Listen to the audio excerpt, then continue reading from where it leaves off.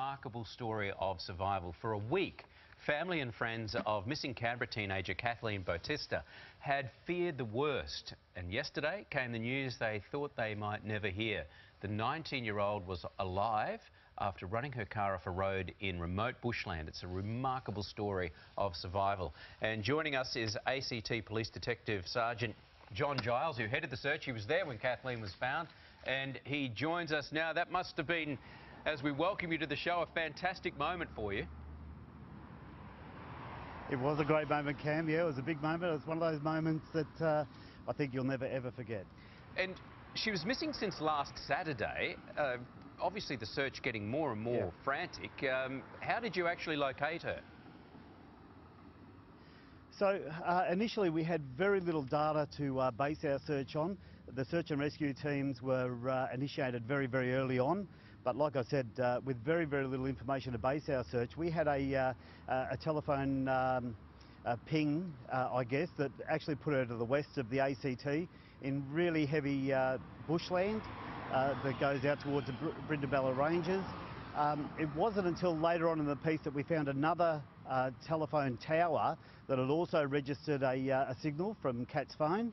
And our fantastic intel area were able to decipher some of that information with the assistance of Vodafone, and late Thursday night we were able to overlay those signals onto a map, and all of a sudden we had a very small area where the two towers overlapped, and that's where we targeted our strategic search on Friday morning. Right, it's great that the technology worked that way. So even 20 years ago, if this same incident had happened, she may well have perished.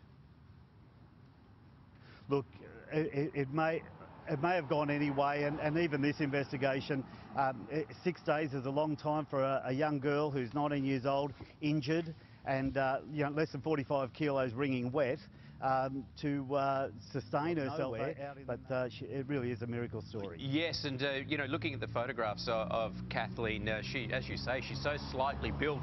She must have a heck of a spirit of survival in there, the will to live. Can you tell us about the nature of her injuries and how she did manage to survive those long nights in freezing cold conditions? Look, they're very good questions. We actually haven't spoken to Kat yet. The priority for Kat is to get better. Her story of survival is going to be a very, very good one. I don't know how she managed to survive, and I've got to say that given that the car accident, and I'm sure you've seen the car and the damage to that car, I'm confident that 100 times, 99 times, nobody walks away from that accident. But on this occasion, Kat did. She is in remarkably good health, and I expect that she'll be released from hospital as early as next week. Look, I understand, you know, you can't explain really the nature of her injuries at this stage, but can you tell us what was said when you first came upon Kathleen, and what was her mood and reaction like? She was surprisingly in very good spirits. She was very chatty. The very first moments when we actually approached Kat and she started to speak, I just turned and rang Dad straight away and let him know, and you can imagine his response to that. Kat, she was in very, very good spirits, and I was just saying before that at one stage one of the officers was shielding the sun from her eyes, and she looked up at him and said, "So, do you want a high five? Do you?" And you know, she was really cheeky, and she was really happy, and it was a great moment. It was a really good moment. Look, that must have been special for you too, because as a police officer you get to deliver too often bad news, but to have great news like that, what a day. Amazing, isn't it? And as you say, we deal with tragedy and trauma every day, and actually give somebody some good news, and you know, to the credit of the people who have been involved in this, and Lockie Ryan and Mark Travis from the search and rescue team, the SES, our amazing intel people, everyone who stood by this remained upbeat and positive.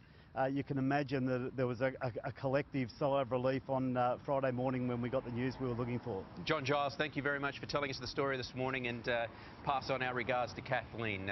Can't wait to hear the rest of the detail. Thank you. My absolute pleasure.